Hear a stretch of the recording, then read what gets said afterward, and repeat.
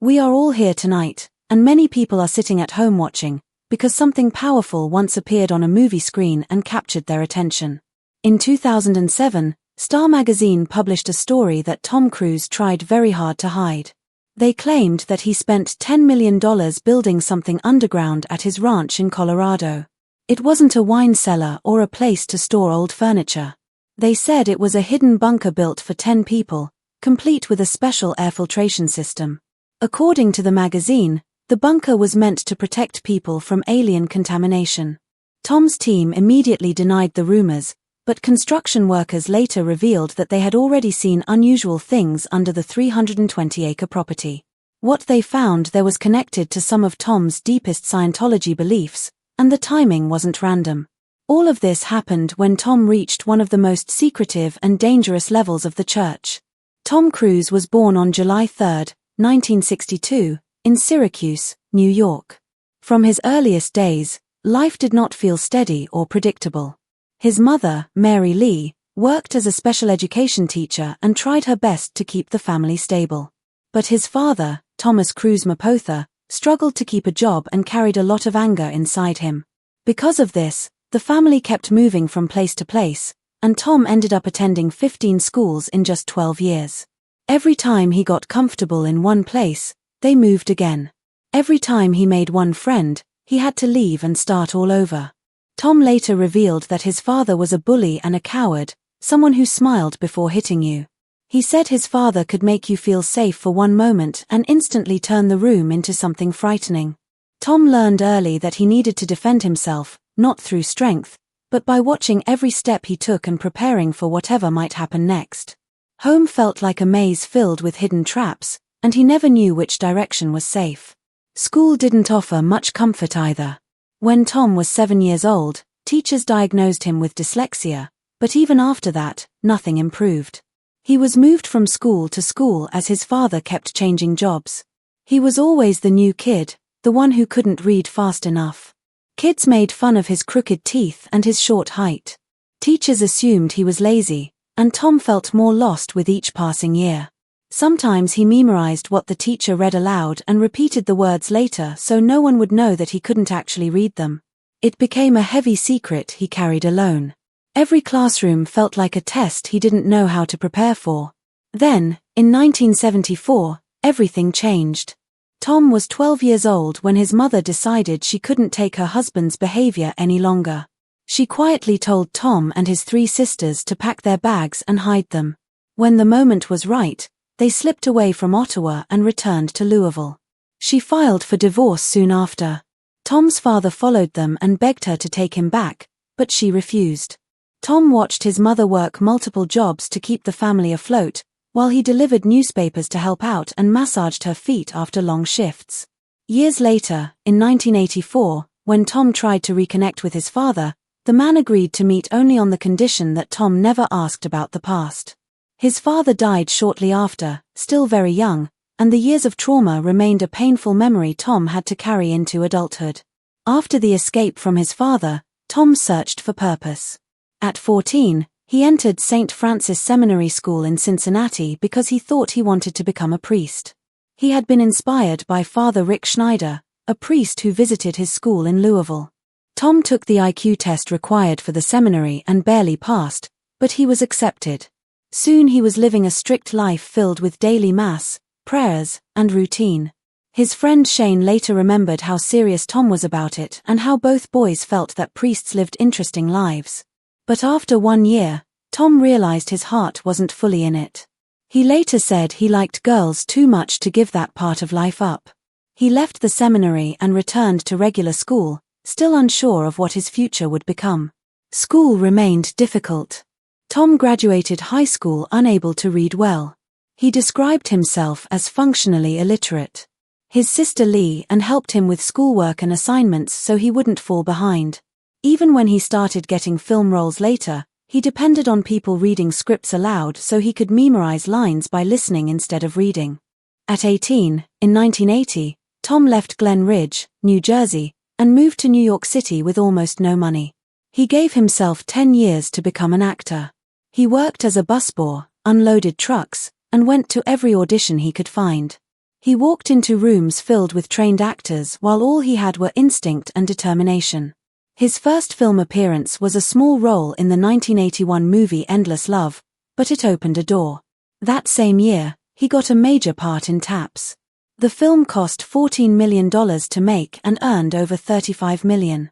Directors noticed the intense 19-year-old who threw himself into his work. Still, the struggle with dyslexia followed him everywhere. On movie sets, he relied on Lee and for help, or he asked directors questions so he didn't have to read anything.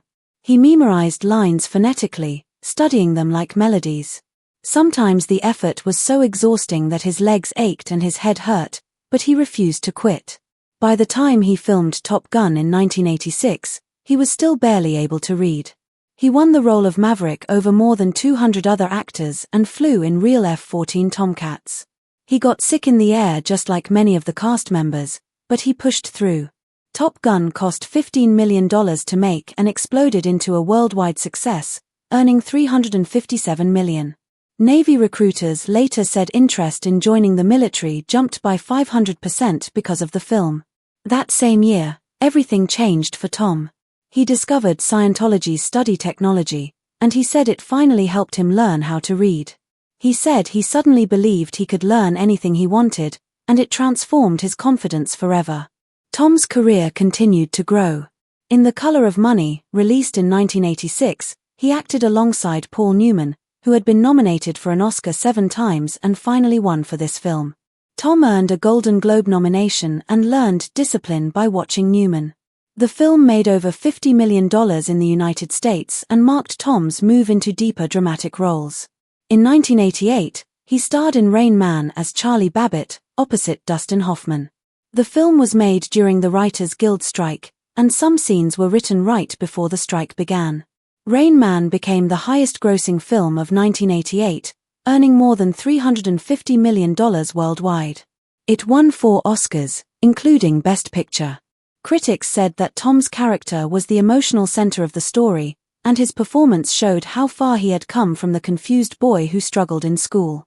In 1989, he took on one of the hardest roles of his life in Born on the 4th of July, playing Vietnam veteran Ron Kovic. Tom spent months in a wheelchair and visited veteran hospitals to understand the role. Director Oliver Stone even suggested a drug that would temporarily paralyze him, but the insurance company refused. Tom lost weight, pushed himself emotionally, and carried memories of his own difficult past into the performance. On his 27th birthday, Kovic gave him his real Bronze Star Medal. The film cost under $18 million and earned more than $160 million worldwide. Tom received his first Oscar nomination for Best Actor. In the early 1990s, Tom entered the world of NASCAR for Days of Thunder. He trained like a real driver and worked once again with director Tony Scott. The movie made almost $160 million worldwide. On that set, Tom met Nicole Kidman, and the attraction was instant. They married on Christmas Eve in 1990. Around this time, Tom's connection to Scientology grew stronger and began influencing more of his decisions. Before Nicole, Tom had married actress Mimi Rogers in 1987. She was the person who introduced him to Scientology, which changed his life direction. Their marriage ended in 1990. Former Scientology executive Mike Rinder later claimed that leader David Miscavige pushed the divorce forward to make way for Tom's relationship with Nicole. In 1992, Tom starred in A Few Good Men with Jack Nicholson. The film earned over $240 million worldwide. The famous line "You can't handle the truth" became iconic. Despite his dyslexia, Tom memorized long pages of legal dialogue by visualizing each line in his mind. His work paid off as the film stayed #1 at the box office for weeks. In 1993, the film was released and became a major hit, earning more than $270 million worldwide. Tom again used mental imagery to understand the complex legal terms. Critics praised his performance and the tension he brought to the role. In 1994, Interview with the Vampire stirred controversy before filming even began. Author Anne Rice openly said Tom was wrong for the role of Lestat. But director Neil Jordan believed Tom had a hidden, shining quality that fit the character. The film earned more than $220 million worldwide. And Rice later apologized and praised Tom's performance in a full-page newspaper ad. In 1996, Mission Impossible hit theaters and changed Tom's career forever. The film earned nearly $460 million worldwide. The success sparked a massive franchise. Tom eventually performed dangerous stunts himself, including flying helicopters in Mission Impossible Fallout after training for 6 months. Around this time, Tom reached the OT3 level in Scientology, where he learned the story of Xenu, an alien ruler who supposedly brought billions of beings to Earth 75 million years ago. Witnesses said Tom's reaction was emotional and intense. He had already spent 8 years studying Scientology, and this secret story became a private part of his world even while his public fame kept rising.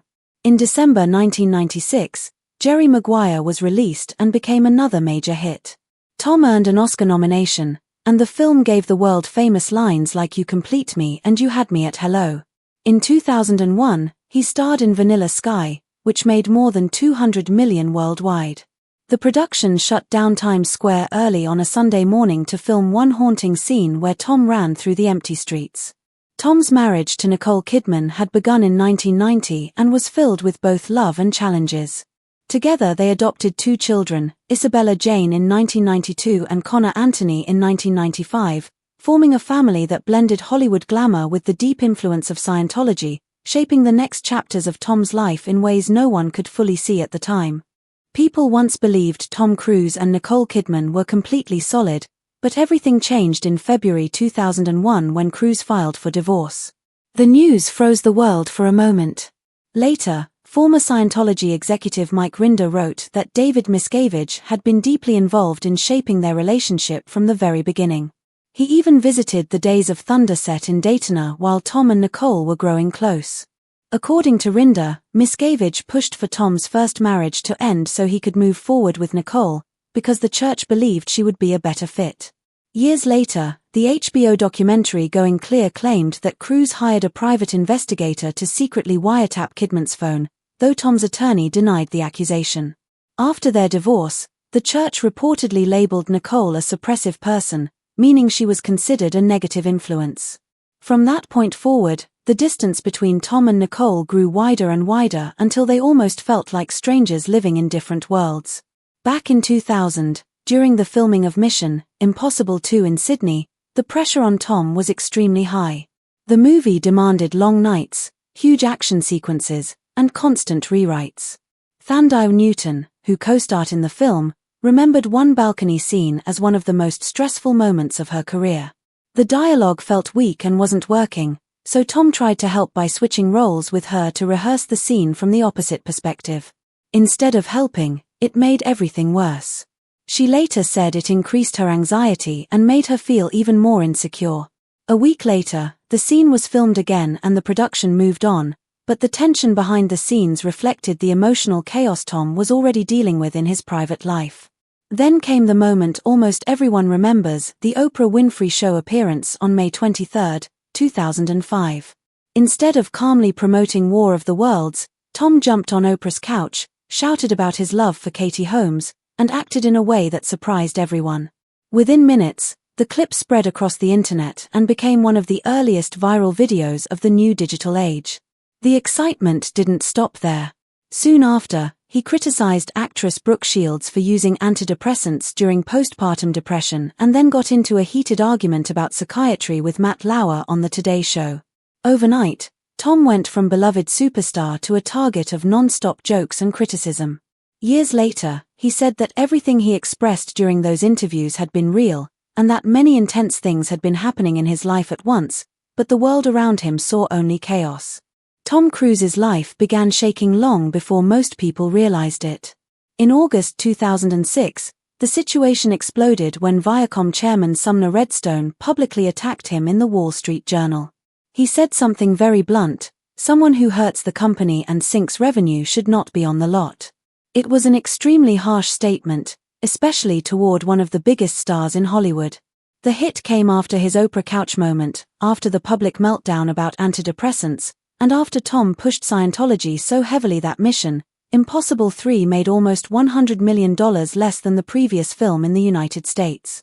Because of all this, The studio ended their 14-year partnership and blamed Tom's behavior for the drop in profits. At the same time, South Park aired its famous Scientology episode during the Closeted Gate scandal. The show mocked the church and Tom heavily. There were threats of boycotts everywhere, and fans even claimed they would skip Mission Impossible 3 unless the episode re-aired on Comedy Central, which it eventually did in July 2006. Despite everything, the film survived the controversy and earned nearly $400 million worldwide. It wasn't a complete disaster, but Sumner Redstone's criticism marked the first time a major Hollywood boss openly blamed a superstar's religious activism for financial harm instead of quietly distancing the studio. Before the chaos with Katie Holmes, something unusual had been happening behind the scenes. In late 2004, Scientology leaders allegedly began arranging what looked like an audition for Tom's next girlfriend. Iranian-born actress Nazanin Boniadi believed she was participating in a special training project for the church. Instead, she was subjected to weeks of daily auditing sessions in October 2004, where she had to reveal personal stories and information from her past. In November, she met Tom for what would become their first date. The Rockefeller Center ice rink was closed down just for them, creating a fairy-tale atmosphere. But the relationship fell apart quickly.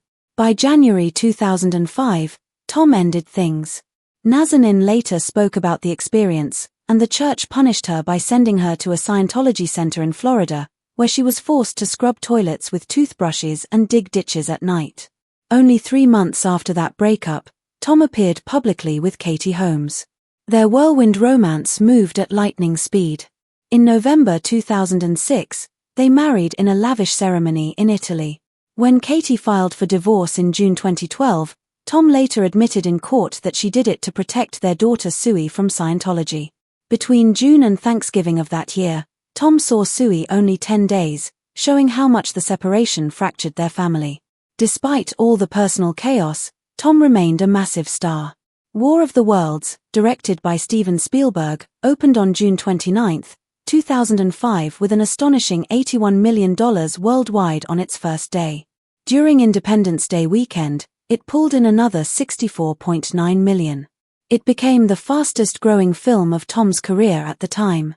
The movie hit $200 million domestically in just 24 days. Even though tabloids were filled with stories about Tom and Scientology, the film's box office kept growing. It eventually became the fourth highest-grossing movie of 2005.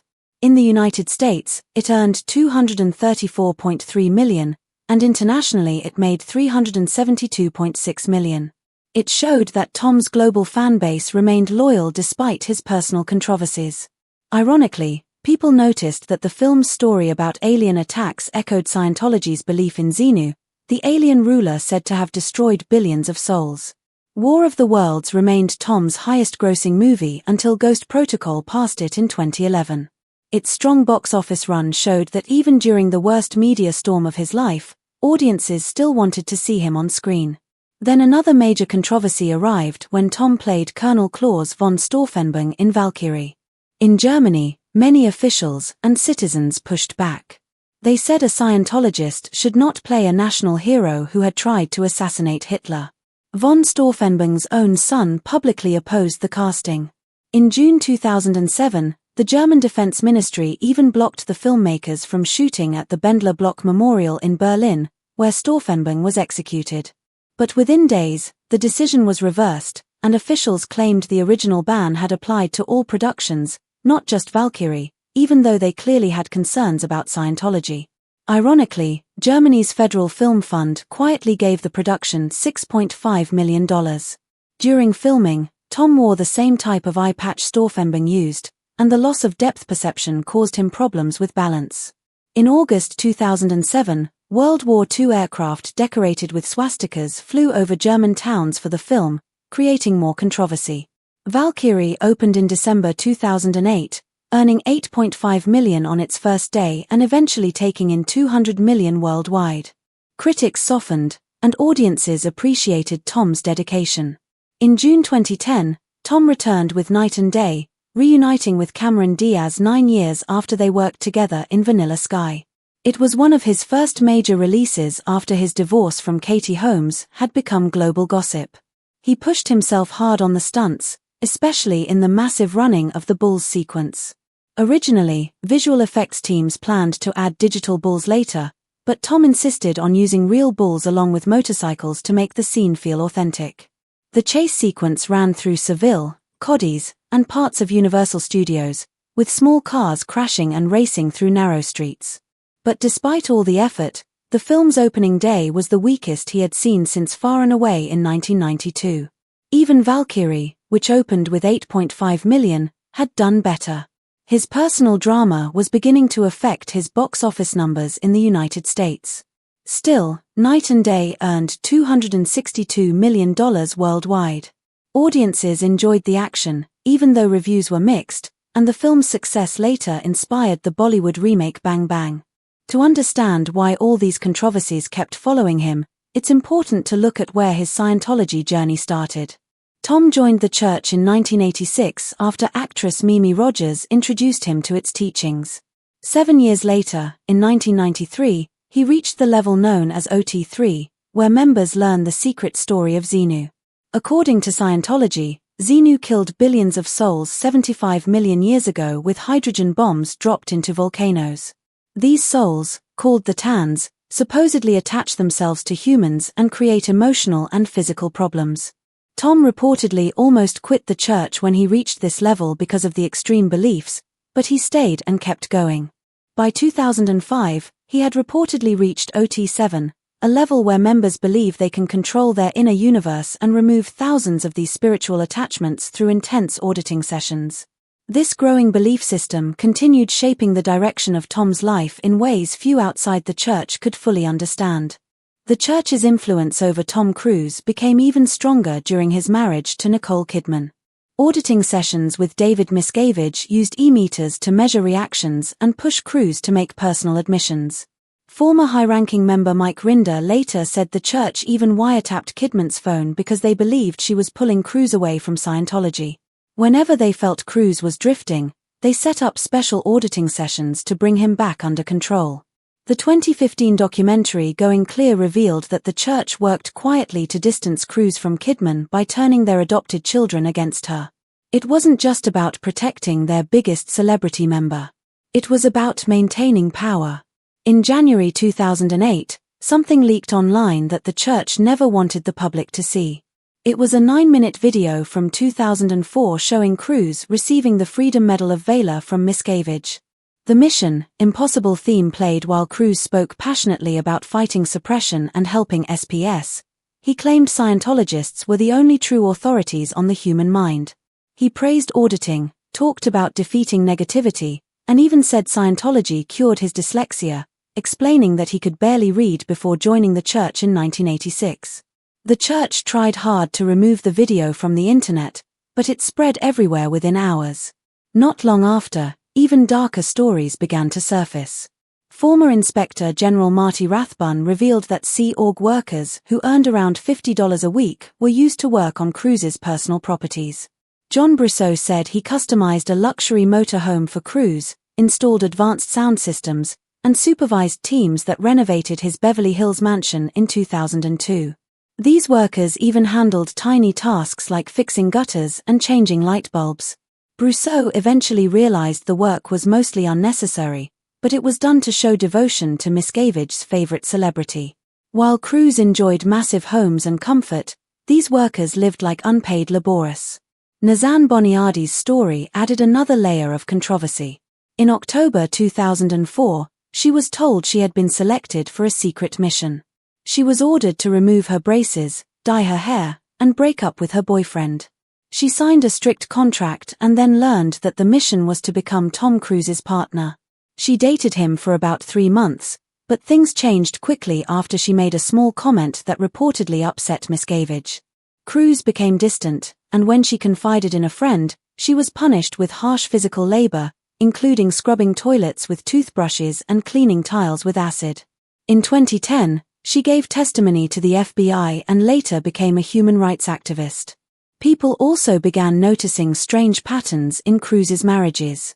He married Mimi Rogers in 1987 and divorced her in 1990 when she turned 33. He married Nicole Kidman in 1990 and filed for divorce in 2001 just before she turned 34. He married Katie Holmes in 2006, and their marriage ended in 2012 when she turned 33. Each wife was exactly 11 years younger than the last. Some people linked the pattern to Scientology ideas claiming a person's spiritual state changes around age 33. Nothing was ever proven, but the pattern fueled even more public speculation. In 2013, Cruise admitted during a deposition that Holmes left him to protect their daughter Sui from Scientology. Years later, another emotional moment made headlines. In December 2020, while filming Mission: Impossible 7 during the COVID-19 pandemic, a crew member broke safety rules and Cruise lost his temper. Someone recorded the outburst. He shouted that if it happened again, people would be fired, and he insisted he would not let the film shut down. Production had already suffered delays because of outbreaks, and Cruise said thousands of jobs depended on strict compliance. In May 2021, he said in an interview that he stood by his words. It showed how much pressure and fear had built up inside him after years of carrying huge responsibilities. His relationship with Sui became even more painful. She was born on April 18, 2006, and after Holmes filed for divorce in June 2012, Cruise's contact with her nearly disappeared. During his 2013 deposition, he admitted that he saw her only 10 days between June and Thanksgiving of that year. Court documents showed that when he was asked whether Holmes filed for divorce to keep Sui away from Scientology, he acknowledged that was one of the reasons people believed. Holmes left Scientology immediately after ending the marriage, and reports said Cruise sometimes went more than a month without seeing his daughter while traveling. Today, Sui reportedly has no relationship with her father and lives in New York with her mother. Despite Cruise's statements that he never abandoned her emotionally or financially, the distance remained. All of this unfolded while Cruise worked on building his dream estate in Telluride, Colorado. He spent more than 30 years designing it. The ranch was completed in 1994 and covered 320 acres, about the size of 242 football fields. The main house was nearly 10,000 square feet, and a separate 3-bedroom guest house brought the total space to more than 11,500 square feet, with 7 bedrooms and 9 bathrooms. A private mile-long road led to a secure gated entrance. This home became famous. It was where he filmed his 2008 Oprah interview and posed for the iconic 2006 Vanity Fair photos with baby Sui. Cruise tried to sell the estate for $59 million in 2014 but later changed his mind.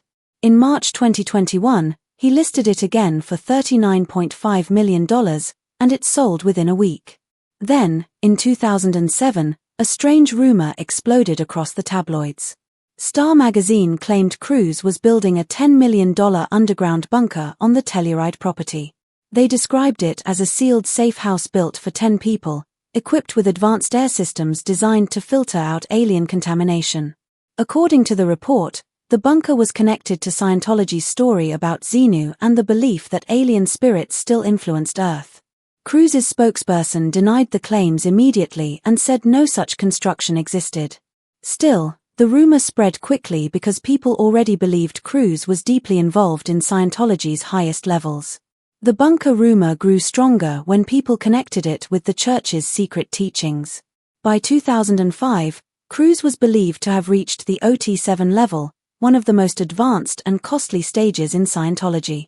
At that level, members learn the full story of Xenu, an alien ruler who, according to church teachings, destroyed billions of souls 75 million years ago using hydrogen bombs inside volcanoes.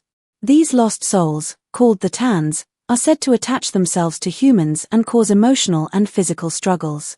Many people felt this belief explained Cruise's fierce criticism of psychiatry and medications during his movie promotions. The bunker rumor appeared at the same moment he was speaking loudly and passionately about Scientology, and even though officials denied everything, the timing made it hard for many to ignore.